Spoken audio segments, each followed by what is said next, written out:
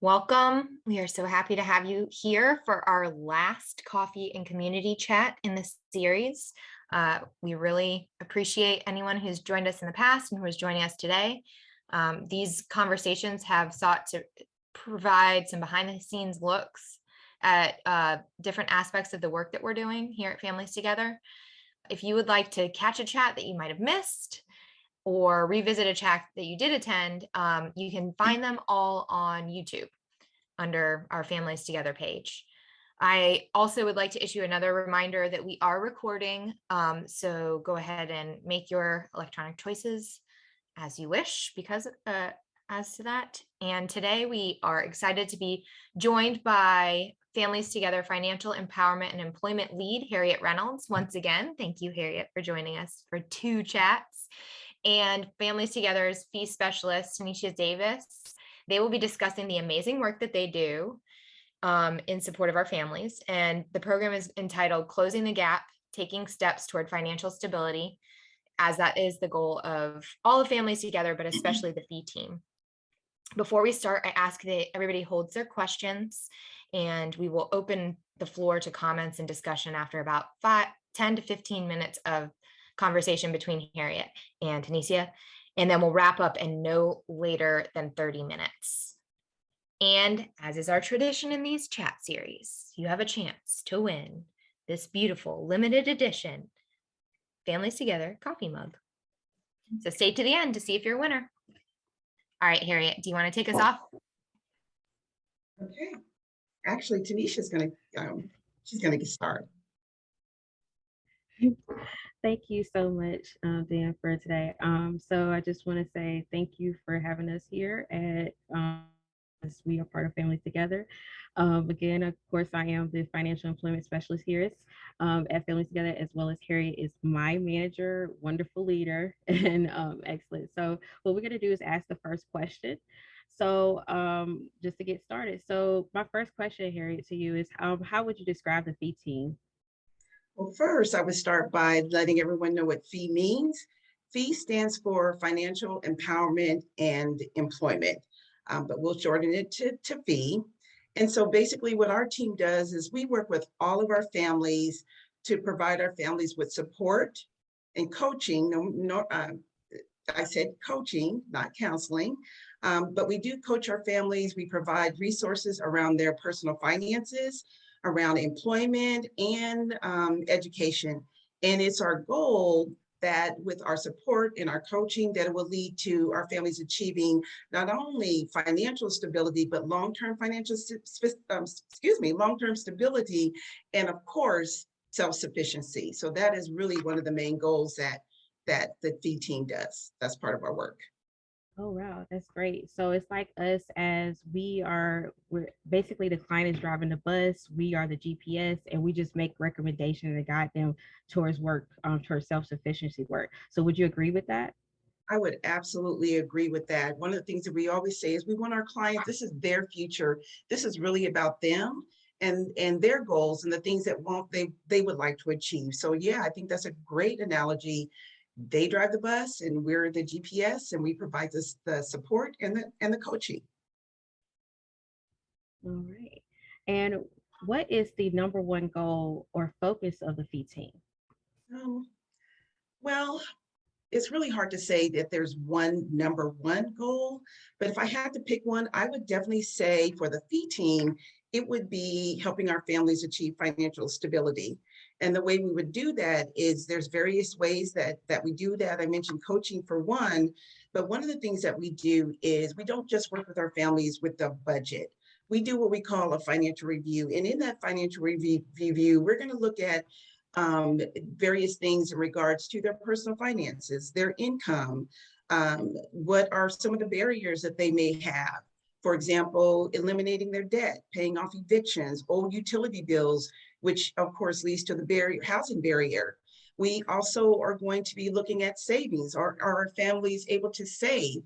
And of course, we're going to encourage them to, create that emergency fund or savings in general. If they start with $25 a month, great, but we're also going to encourage them to do that. We'll do credit reviews in look at that as well, and hopefully be able to help our clients achieve better credit, increase their credit score. And one of the other things is helping them establish or reestablish their banking relationships, and of course, rent readiness. We also work with our clients on workshops. That's something that we're really excited about doing and passionate about. And of course, we have the financial workshops, but there's other workshops that we offer. We also bring in guest speakers. For example, we're going to be having a workshop next week where a banking partner is coming in and doing a workshop for our clients. But on the fee side, one of the workshops that we recently did, or that we did a while back, was understanding your credit, and it was very successful. And we had a former client who called me a few months later, a year later, and let me know that because of that workshop and because of the work that we did, she was able to raise her credit score to a 750. And she was able to purchase a car with a very, very, very good interest rate, which made her payments affordable. So we're excited about the information that our workshops are providing to our clients as well. And again, the educational piece in regards to the financial, and then our other partners on our team do workshops around housing. And then we have other partners and guest speakers that come in to provide our clients with a lot of really, really good information. So we're very, very excited about the workshops that we do. So Taniscia, tell me, I gave a long explanation about some of the things we're focused on. What are some of the things that to you that we also focus on and work on the fee team? So mainly, also what we do is the employment and education side, because we understand that there's a lot of barriers that could be factoring into their lack of income, which is like an example, like lack of education, lack of job readiness, or lack of motivation. So what we do is we basically do mock interviews, we resume building, we do career planning. So we basically say, okay, what are your expectations? What do you want to accomplish in life? And take that information and make sure that we're able to put that in a plan for them. Because we understand when you think about it nowadays that the average rental rate, a person has to make at least about $23 per hour to be able to afford the rental rates out here. And through my research this weekend, I saw that some rental rates are like $1,400 for just a 2-bedroom. And so a lot of our clients only make about $11, and some of them don't have high school diplomas, or they're seeking higher education. So that is our goal, is just making sure that we increase their education and giving them the opportunities. Not only that, we also get them ready for jobs. We want to make sure that they're able to perform on a job and understand some etiquettes about how to do well on a job. So we do job readiness. And then again, just as some examples of some clients and what I've had to do was that there was one client where I literally had to get on the phone with them because they had a job interview really quick. And so I had to go through the whole process of teaching them how to do a phone interview and go over the example and provide that information for them. So a good thing about the fee team is that we're very flexible and we're able to meet our clients at any drop of a dime whenever they need us. Another example of a client is that he had a lot of self-confidence. He lacked that, especially when it comes to job searching and getting a job. So we literally sat down with him, build his resume, build his confidence up, and he now is working for a job that he really wants to work for, and we're so excited for him. And then another thing that we do is we partner with Wait Tech to develop the Propel Scholarship Program through Wait Tech. So we meet with them, get our clients introduced to them, and they work from there. But through the Propel Scholarship is another example of where they have opportunities to be able to get a certification in a particular field and raise their income. Not only that, we did have one client to go to the apprenticeship program at Wait Tech as well, and he's able to work while going to school. So we're always trying to find ways to get them that employment and that education to increase their income. So that brings me to my next questions. What are some of the main goals that clients want to achieve when working with the fee team? Well, you mentioned one of them. A lot of clients, they want to be on a different career path, and they want to take a CNA class. A lot of my clients have wanted to do, phlebotomy, just human resources. So our clients really do have their own personal goals that they would like to achieve. But one of the number one goals when we asked our clients is they want to be homeowners. And it's possible, you know, with the right with the right education about homeownership. We have a couple of partners that we're working with, DHIC, Habitat. So again, we want to encourage them, and that comes with understanding, you know, their credit, paying their bills on time. We are working on an initiative right now with Bank On. It's a national initiative that will help our clients who don't have that banking relationship. That's a big step in towards homeownership too, is having that banking relationship. So we're providing our clients with the opportunity to reestablish themselves within some of the big banks as well, and credit unions. Don't forget the credit unions. And so again, through our financial education, our home ownership partners that we have, like I said, DHIC and Habitat, home ownership is a possibility for our clients, and we want to give them that hope, because remember we said long-term stability, and what would be a better a stability for our families than to come out of homelessness into their own home. It won't happen overnight, we understand that, but we believe that if that's a desire or goal of theirs, then which it usually is the number one, to help them get on that road to home ownership. So we're excited about that. And in fact, we have one client that we actually think will be a really good candidate. So we're going to be introducing her to DHIC and do a soft handoff to them. And hopefully within a year, maybe two, she'll be a homeowner, and which is one of her number one goals. So we're hoping that that will happen for her. So we're excited about that. And a lot of our clients are actually, they're entrepreneurs. They want to own their own business. And so what we're going to be doing is introducing them to partners who can explain, you know, what it's like to own a business. Are you ready to own a business? What's it really, really like? Everybody wants to be a business owner, which is another, again, one of our goals of our clients. So again, with that educational piece, introducing them to resources and other outside partners and professionals, you know, we can help them get a better understanding what homeownership, owning a business is like, that type of thing. So we're excited about that too. Yeah. Perfect. So, thinking about the future, what are some of the goals that the FEE team want to accomplish in the next year or so? So I already touched on one of them, and that is to build more partnerships. And one of them is to incorporate that Bank On initiative. There's a lot of really good things that's coming out of it that will help our families with barriers, again, to that home ownership, even to rental. If they've written bad checks somewhere, or they haven't had that perfect relationship with a bank, it could be a barrier as well to even, getting an apartment. So we're really excited about that. We want to build our financial literacy for our youth. We want to build a youth program. We have a wonderful partnership with the 4-H, and in fact, Families Together now, we have our own 4-H club. And so we're really excited about that. And as you know, 4-H is a world of opportunities that a lot of people don't know about. And because we have our own 4-H club now, our families can come into our 4-H club and then be exposed to everything that 4-H has to offer. And in fact, we had one client, her daughter went to NC State's camp through 4-H. She got a scholarship.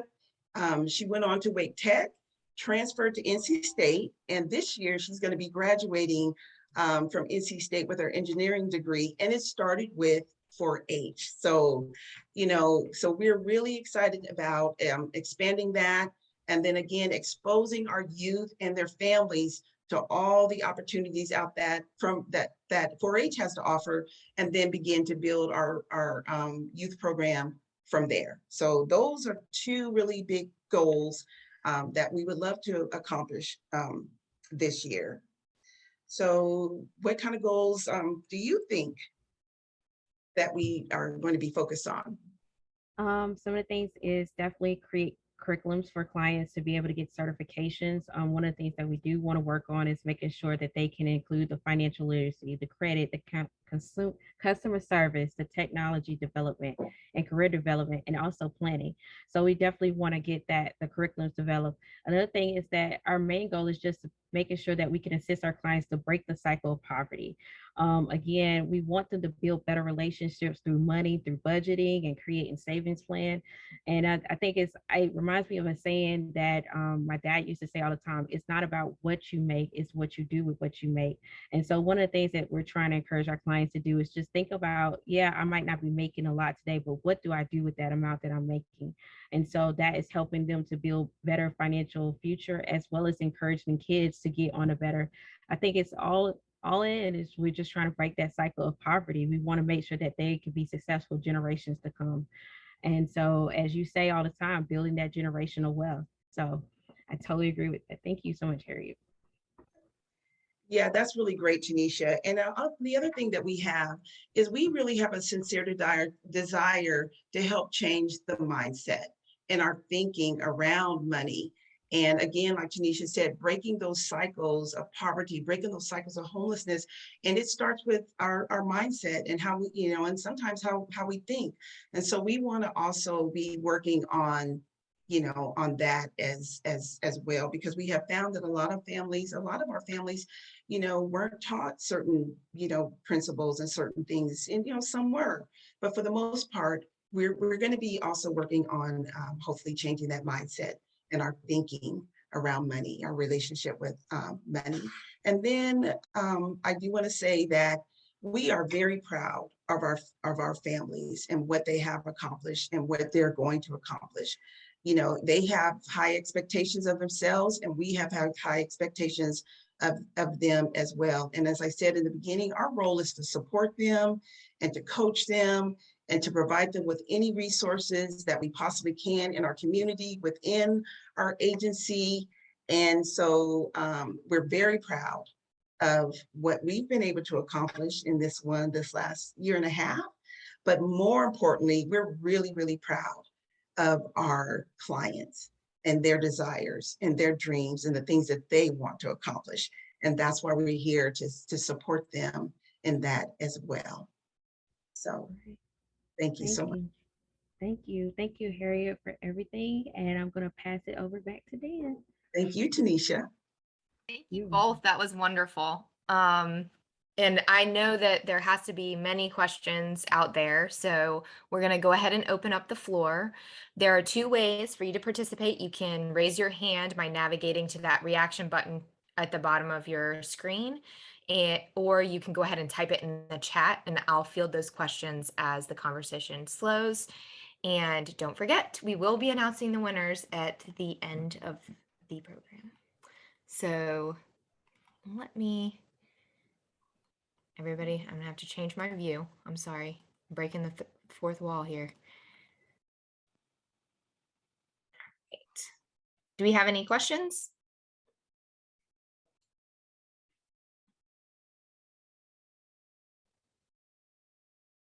I got a chat. I have a question. There you go, Deborah. How many families are you working with at any one time on average?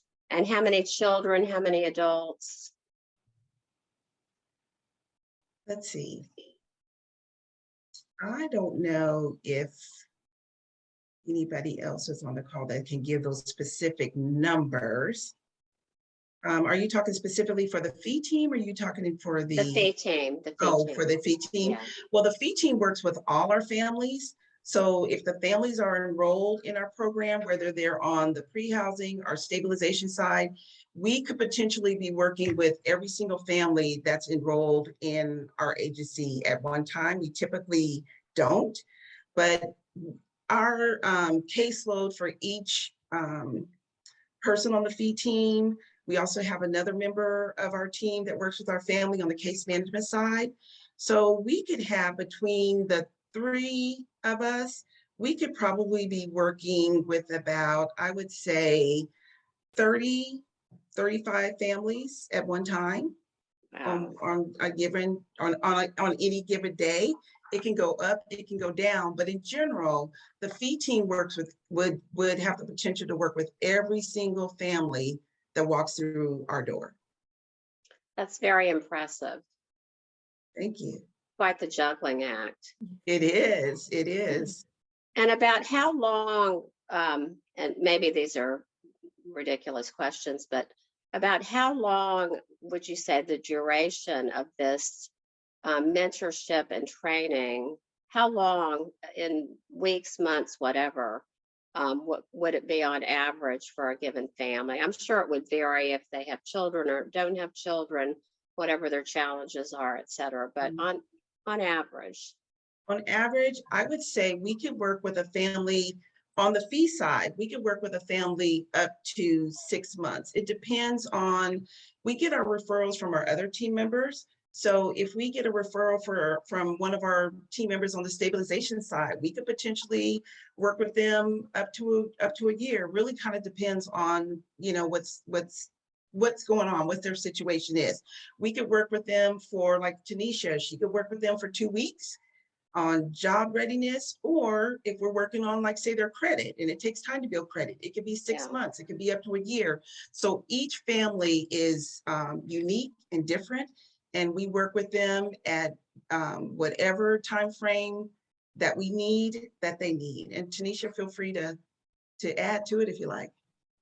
So what we do is we try to follow them throughout the program. We don't just try to stop at that one place, you know, because it's a difference between being pre-housed and you're not, you know, having housing, to the fact of being to the stabilization side and you have an apartment and you're trying to afford your living. So we try to stay with them as long as possible throughout the program, as long as they need us. As I said before, like, we're mainly like sometimes on a call to call basis. So a lot of times they can just pick up the phone, even if we're not no longer working with them, they'll pick up the phone and call us and say, hey, Taniscia, I need your advice about something. Hey, Taniscia, I need you to work with me about something. Or it might be where they might lose their job throughout the process, and we work with them during that process to get them back employed. So it's a lot of times it's an ongoing thing throughout the whole the part that are in part of the program. So that's what we try to do, is make sure that we provide that support through however long they need it, if that makes sense. Thank you. That's That's great. very impressive. Thank you. Letty, did you want to ask your question? Or do you want me to read it? So I love that you're working with the youth, and 4-H is such a good program. How can we help your team stay updated on low-cost camps or offerings or other educational offerings for kids that we may become aware of, that we see on our own social media or that we just hear about? How can we best share that information with you guys so you're sure you're on top of it? Okay. Well, the best way, the feed team, we have an email address, and you can send us any information is welcome. We would love to have it. And our email address is fee, FEE, at familiestogether.nc.org. So any information like that any of you would want to share with us, we would love to have it. And we are definitely interested in building our finding things and opportunities for our youth, even outside 4-H. 4-H is a great foundation, but anything that would be a good opportunity or resource for our youth, which we know they really, really need it now after everything that the families have been through and our youth have been through. We're really going to focus on ways to help our youth, because they really need it. So Letty, anything that you can provide for us or anyone else out there, we would love to have it. Just send it to Fee. And does it have to be a free program, or do you have some funding available to perhaps send kids to camp if you get the opportunity? Yeah, in fact, we Families Together has paid for some of our youth to go to camp. So, you know, I don't know where all the dollars are, but even if there's a fee, you know, send it to us, and I'm sure our leadership team, Lisa, you know, will make that decision. But knowing the past and the way that we've helped families, if there's a way for us to do it and help our families and pay for it, I'm pretty sure we would do our best to make it happen. Thank you, Harriet. Thank you, Letty. I'm assuming also, Harriet, that you would take emails regarding any employment opportunities that you might have or know about, to go ahead and send that out to the fee team. And again, I dropped that email address in the chat. So yeah, if you're driving around town, or if your church is looking for some administrative work done, or you know of other things in the community where there might be some employment show or fairs of some sort, you can send that to the fee team too, and we can make sure that it is a resource for our families. And then I had a question in the chat from Mary Jane. She asked how many families have gone through this program. And Mary Jane, you can expand on it, but I'm also wondering if it might be worthwhile to just, Harriet, if you might want to just talk about when the fee team started here and how many families it's touched in that time. Well, the fee team officially started back in 2020 when we brought Taniscia and Megan on board. They were public allies. And prior to that, I was in a position where I worked with the clients as a financial health advocate. So I wish I could give you a number of the families that we work with. We had a spreadsheet where we kept track of, all the families. I haven't looked at it recently, but I would say, if I can remember the last time, Taniscia, do you remember? It was. So we have worked with currently 70 different clients that we have closed so far. We currently are working with about 27 to 28 clients currently so far, right now, but previously we've closed about 70. So if you add those two numbers, we probably work with about 93 families at Families Together. And then another impressive number is the number of jobs that we've sent out over time, which is over, I believe it was 1,000 job opportunities that we've sent out. So even though we may not work with our clients, one-to-one, there's all kinds of other things that we're doing as well, or it may be a one-on. We have a client that is looking for a certain type of industry they want to work in, and so we will send those job opportunities out to them. And so it's maybe not necessarily counted in our one-on-one numbers, but there's many other resources that we send out that we keep track as well. So like I said, it's kind of hard to say an exact number, but I'll go with Taniscia's numbers. So I'm going to clarify real quick. So in 2020, it was a pilot program. And right. Then last year was our first official year after we had seen the results from our pilot year. And we're coming into our second year where y'all are doing more and more great work with our families. Yeah, I forgot it was even a pilot, but it was. Yeah, it was. Thanks for reminding me. So I have another question in the chat. I believe it's from Allison Boast. Sorry about that. And she is wondering if you have recommendations or curriculum specifically that you use to help, that might be helpful for other agencies that are doing financial case management with families. And Allison, feel free to jump in if you'd like to expand on that. Yeah, I don't want to take up too much time because I know we're running short, but it sounds like you guys are doing a lot of great work and have some best practices. So just curious if there were some learnings that we could take away, or also just any curriculum you might have that could be useful for us. I work at the Y, so we're just getting into case management, and we're doing that more and more with our families. So any resources or tools is really helpful for us. Well, a lot of our resources and the curriculum, as Taniscia, we kind of built it ourselves. There's lots and lots of curriculums. For example, there's one that was just sent to us recently through FDIC, Bank of America. So there's a lot of good curriculums out there, which is what we're going to be working on developing. But for the most part, a lot of the materials and for our workshops, we kind of developed it ourselves. Which has been something that I'm passionate about because of my background, but we are going to be focusing on developing those curriculums and of course, they're out there, and we will probably use some of those as well. But there's some really good youth curriculum. I can't call the name right now, but I've looked into those curriculums before. I wish I could call the names, but there's a lot of really good curriculum out there for the youth. Thank you. I don't want to overstep, but I could also connect the two of you through an email if you'd like to talk about partnership possibilities or conversation about just resources. Yeah, that'd be great. Thank you so much. Definitely. Thank you.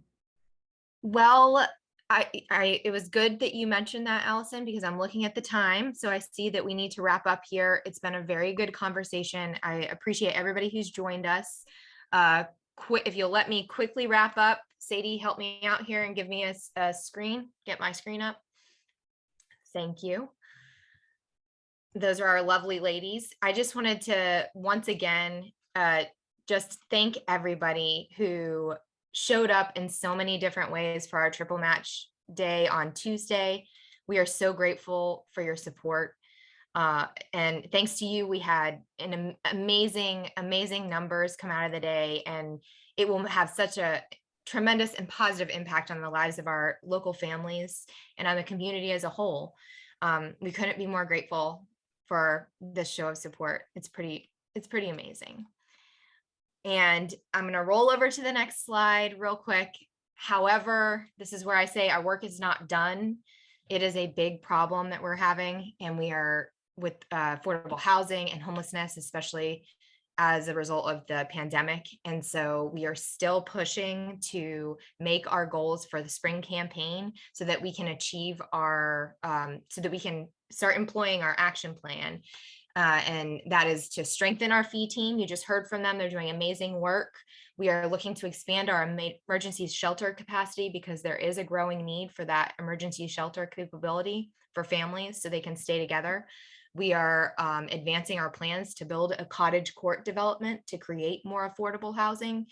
And we want to expand our role helping families. We are one of the largest and few that keep families together through homelessness. And so we are trying to remain a leader in this capacity. And we are also continuing to grow and maintain a portfolio of affordable housing so we have a place where we can house families as we're losing those affordable housing units in Wake County as a whole. So we set this goal of raising $400,000 in our spring campaign to execute this plan, and we're over halfway there with a month to go. So if you have it in you, please consider making a donation. But other than that, I just really want to thank you for supporting us in this way and showing up at the coffee and community chats and following us on our social media accounts. And we just encourage you to continue doing that and go ahead and take a look at our YouTube videos. Thank you all so much. We will be sending you a survey to see how you enjoyed these chats. We're hoping that they were informative and convenient for you and that you'll give us a little bit of feedback on it. And now I know everybody's really waiting to find out who won these amazing mugs. And our winners today are Melanie Barker and Allison Boast. Congratulations. I will be reaching out to you for your contact information, and I will send the mugs your way. You guys have an excellent day, and thank you so much for taking part in our coffee and community chat.